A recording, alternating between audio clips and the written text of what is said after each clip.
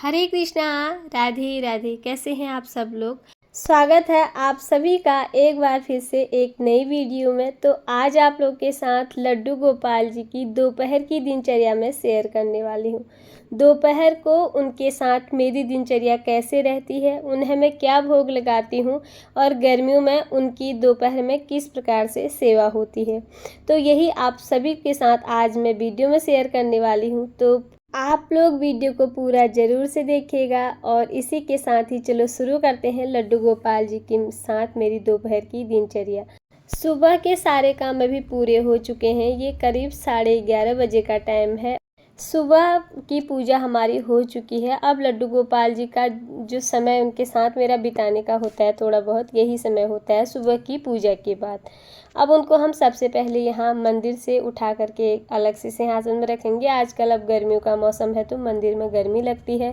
लड्डू गोपाल जी को हम ऊपर बैठा लेंगे, उन्हें जल पिलाएंगे। सुबह का भोग तो उन्हें लग चुका है, अब उन्हें हम दोपहर की भोग की तैयारी करेंगे। जैसे लड्डू गोपाल जी को घर में कोई फल है तो उन्हें फलों का भोग इस टाइम पर मैं दे देती हूँ। और लड्डू गोपाल जी के जो भी वस्त्र धोने होते हैं उन्हें अलग रखती हूँ। और यही टाइम होता है मेरा लड्डू गोपाल जी की वस्त्रों की सेवा का भी। और जो मंदिर में सुबह भोग लगाया था वहाँ से उठा लेंगे मंदिर का भोग। और ये दोपहर का समय होगा और यहाँ भगवान जी के मंदिर पर हम पर्दा लगा लेंगे। और इसी के साथ ही लड्डू गोपाल जी के लिए अब दोपहर का हम भोग बनाएंगे। पहले उन्हें भोग लगाएंगे, उसके बाद उनका भी हम पर्दा लगा लेंगे। ठाकुर जी हमारे आराम करें इस भाव से। तो अब हम आ गए हैं सीधे किचन में। ठाकुर जी के ये हो रही है दोपहर की भोग की तैयारी।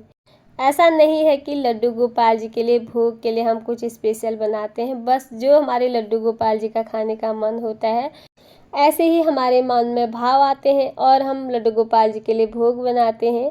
जिस प्रकार से उनका भोजन ग्रहण करने का मन हो उसी प्रकार से हम भोग हमारे मन में भाव आते हैं वही लड्डू गोपाल जी के लिए हम बनाते हैं और इसी भोग को स्वीकार करते हैं। मेरा ऐसा मानना है, क्योंकि उनकी इच्छा के बगैर कुछ भी नहीं होता।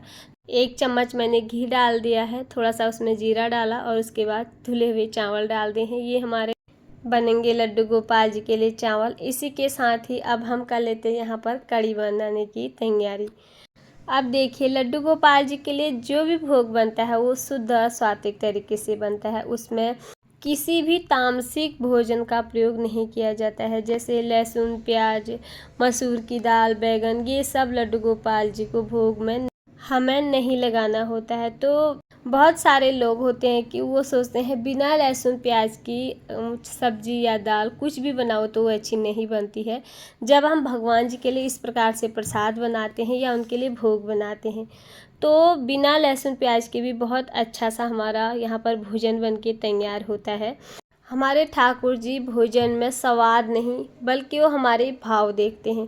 हम भाव से या प्रेम से बनाएंगे कि हमें लड्डू गोपाल जी के लिए भोग बनाना है और लाला को हमारी बड़ी ज़ोर से भूख लगी है और अब उन्हें हमें जल्दी से भोग बनाकर उन्हें खिलाना है। इस भाव से हमारा भोजन स्वादिष्ट भी बनता है और बहुत अच्छा भी बनता है। ठाकुर जी को भोग लगाने के बाद वो हमारा भोजन नहीं बल्कि प्रसाद बन जाता है। भगवान को भोग लगाने के बाद जब हम उस भोजन को ग्रहण करते हैं और फिर वो बन जाता है प्रसाद, और उस प्रसाद को खाने का आनंद ही कुछ और है जीवन में। तो यहाँ पर लड्डू गोपाल जी हमारे 56 भोग कभी नहीं मांगते हैं। आप उनके लिए दोपहर में जिस प्रकार से आपको समय मिले आप उनके लिए कभी खिचड़ी बना सकते हैं, क्योंकि हमारे ठाकुर जी को खिचड़ी भी बहुत प्रिय है। रोटी सब्जी, रोटी के साथ आप उन्हें दही का भोग लगा सकते हैं, रोटी और चटनी का भी भोग लगा सकते हैं। दाल चावल, कड़ी चावल, जो भी आपका मन हो आप ठाकुर जी को भोग लगा सकते हैं अपनी सुविधा के अनुसार। और ये तो निश्चय ही है कि जो ठाकुर जी को खाना होगा वो हमसे वो बनवा ही लेते हैं। जिनके घर पे लड्डू गोपाल जी हैं या लड्डू गोपाल जी की सेवा है, सेवा करते करते उन्हें ये सब बातों का एहसास हो जाता है। तो यहाँ पर चावल हमारे बन चुके हैं, मैंने कड़ी बनने को रख दी है और लड्डू गोपाल जी के लिए थोड़ी सी बनाएंगे हम सब्जी, कद्दू की सब्जी, कड़ी चावल। बस इसी का आज मैं लड्डू गोपाल जी को, हमारे लड्डू गोपाल जी भोग इसी का लगाने वाले हैं। बहुत ही सिंपल और सरल विधि से मैं लड्डू गोपाल जी की सेवा करती हूँ। कभी दाल चावल, कभी खिचड़ी, कभी रोटी सब्जी, बस इसी चीज़ का मैं भोग लगा लेती हूँ। बहुत प्रकार के व्यंजन मैं नहीं बनाती हूँ, बस जैसा हमारे ठाकुर जी ग्रहण करते हैं और उसी को हम भी फिर बाद में खा लेते हैं। तो अगर आपके घर पे लहसुन प्याज का प्रयोग किया जाता है तो आप लड्डू गोपाल जी के लिए पहले भोग बना लें।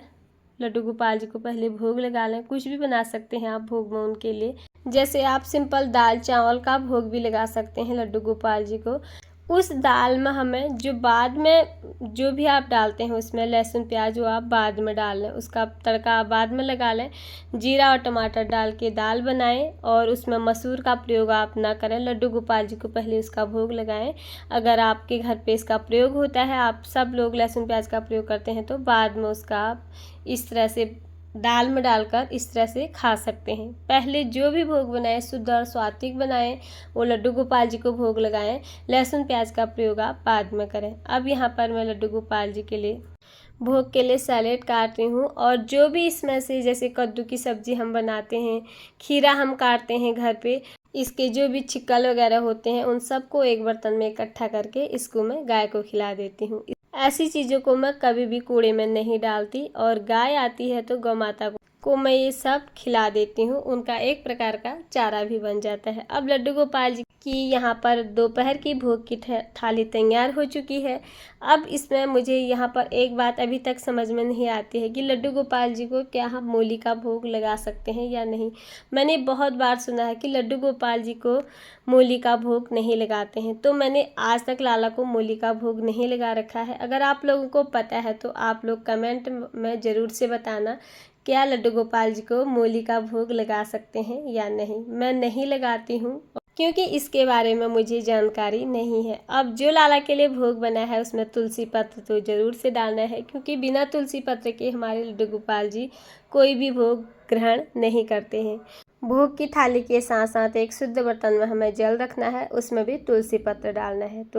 तो लड्डू गोपाल जी हमारे इस भोग को अब ग्रहण करेंगे, और इसके बाद हम लड्डू गोपाल जी को थोड़ी देर आराम कराएंगे, यानी कि उनका पर्दा लगा लेंगे। भोग लगाने के बाद भोग की थाली को तुरंत लड्डू गोपाल जी के सामने से न हटाएं। तो दोस्तों, बहुत ही सरल सेवा मैं लड्डू गोपाल जी की करती हूँ, यही मैंने आज आप लोग के साथ वीडियो में शेयर किया। आपको कैसी लगी आज की वीडियो और लड्डू गोपाल जी का भोग?